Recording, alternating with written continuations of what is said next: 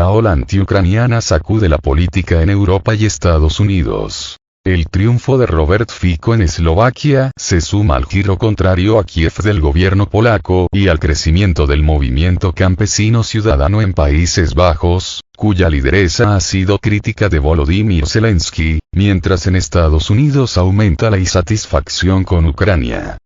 Sputnik analiza los motivos de estos fenómenos y su impacto en Kiev. Pocos lo vaticinaron antes de la noche electoral del sábado 30 de septiembre, pero a medida que empezaron a contabilizarse los votos, el resultado era contundente. El ex primer ministro eslovaco Robert Fico volvía al gobierno del país europeo tras apenas 5 años de su salida del poder.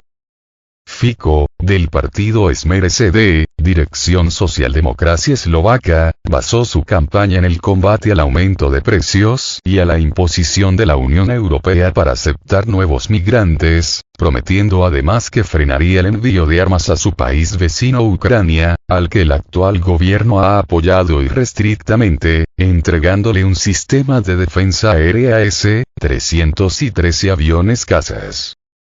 Sabemos que Ucrania es uno de los países más corruptos del mundo y que su régimen de gobierno está muy lejos de los estándares democráticos, declaró Fico semanas antes de los comicios a la agencia Reuters, además de tildar de ilusas las esperanzas de Kiev de ingresar a la Unión Europea. El triunfo del dirigente desató efectos inmediatos en la relación entre Bratislava y Kiev. Además, se vaticina que Fico cuente con el respaldo parlamentario del Partido Nacional Eslovaco, cuyo dirigente, Andrzej Danko, no ha ocultado su simpatía por el Kremlin.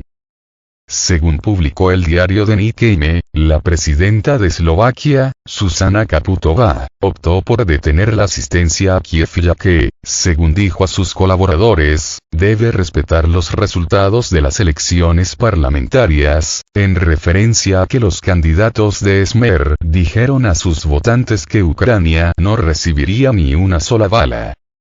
La victoria de Fico fue apenas la más reciente novedad electoral que indica que la luna de miel entre Kiev y Europa está llegando a su fin. En las últimas semanas, el gobierno polaco ha dado un claro giro anti-Kiev, que tiene como motivación inmediata la disputa por la venta de cereales ucranianos en el mercado polaco, pero que refleja un malestar generalizado con respecto al país vecino entre el electorado polaco, que Varsovia busca capitalizar electoralmente. El próximo 15 de octubre el partido gobernante Ley y Justicia, PiS, buscará renovar su mandato y, para ello, debe volver a conquistar el voto rural, que históricamente ha favorecido al PiS, pero cuyo respaldo ha mermado en los últimos meses a causa de la inundación de productos ucranianos en el mercado polaco y la aparición de partidos como Confederación, con un discurso todavía más crítico sobre Ucrania.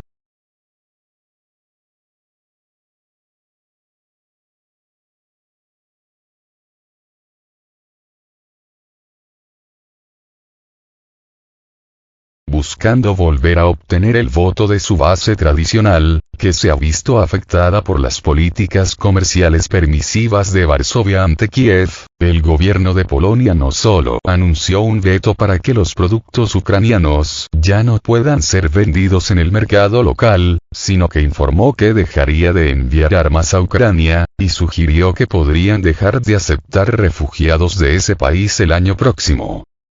Esta serie de decisiones provocó inmediatamente una protesta diplomática de parte de las autoridades de Kiev, que fueron calificadas públicamente por funcionarios polacos como malagradecidas, tras recibir todo tipo de ayudas desde el comienzo del conflicto con Rusia, y aún así seguir exigiendo más. No podemos permitir que el grano ucraniano se venda en el mercado polaco sin ningún control, dijo el presidente del país, Andrzej Duda, en una entrevista del 19 de septiembre transmitida en la señal Bloomberg Televisión. También tenemos nuestros propios ciudadanos, tenemos que velar por sus intereses. Es una lástima que nuestros vecinos ucranianos no quieran entender eso. No se trató del único dirigente de primera línea cuestionando al mandatario ucraniano, Zelensky. La diputada holandesa Caroline van der Plas, que comanda el del Movimiento Campesino Ciudadano, la agrupación que ya capturó el Senado este año en los Países Bajos, se negó a reunirse con el líder ucraniano durante su visita de mayo pasado. La parlamentaria holandesa criticó a las autoridades de su país por convertir una fecha de conmemoración nacional en la lucha contra el nazismo en la Segunda Guerra Mundial en un homenaje a Zelensky, que ha sido señalado por tener vínculos con neonazis. 4 de mayo, un día al año en el que recordamos a nuestras víctimas de la guerra. Este debería ser el tema central del 4 de mayo. No Zelensky, advirtió Van der Plas a través de su cuenta de X, antes Twitter. Vale destacar que el partido de der Plas, que apenas fue fundado en el 2019, ya está segundo en las encuestas de cara a las elecciones parlamentarias de noviembre, y todos los analistas coinciden en que podría dar la gran sorpresa y triunfar.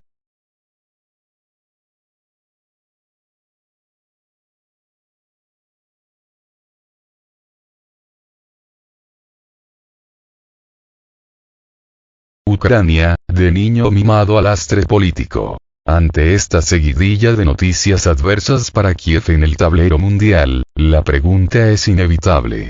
¿Cómo pasó Ucrania de ser el niño mimado de Occidente a ser un lastre político para sus aliados? Para el profesor de Relaciones Internacionales Javier Gámez, quien ejerce en el Instituto Rosario Castellanos y la Universidad Nacional Autónoma de México, UNAM, las razones de esta ola antiucraniana son varias.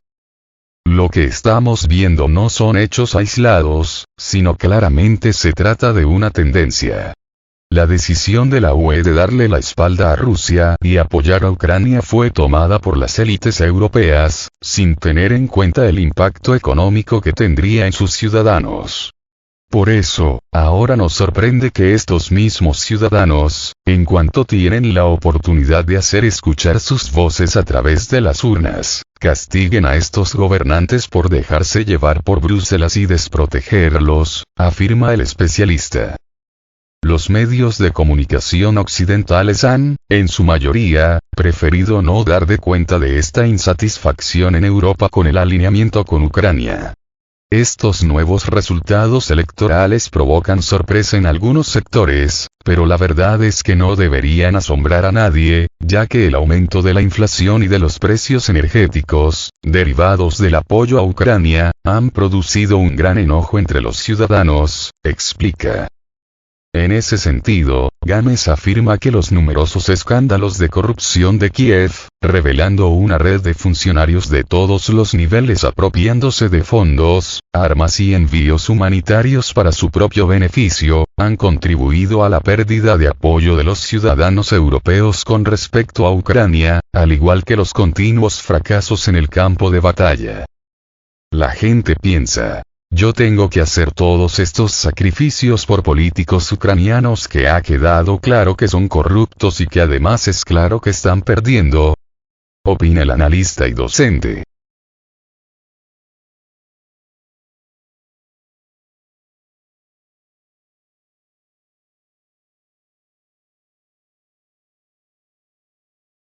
Washington también enfría su relación con Kiev.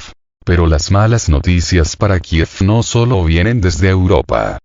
Estados Unidos, su principal patrocinador militar y económico, también comienza a dar señales inequívocas de estar comenzando a alejarse de Ucrania. Luego de numerosos artículos en la prensa estadounidense dando cuenta de la frustración de los miembros del gobierno de Joe Biden con el mal manejo de las autoridades ucranianas de su contraofensiva, que resultó en un gran fracaso, los diarios de Estados Unidos también reportaron la molestia en la Casa Blanca por los sucesivos escándalos de corrupción de Kiev. Creo que en Estados Unidos están desmotivados, ya que no han tenido el éxito que ellos esperaban en Ucrania. El gobierno de Biden se jugó a que Ucrania debilitaría a Rusia, y eso no ha sucedido, no ha habido ningún dominio militar de Kiev, todo lo contrario.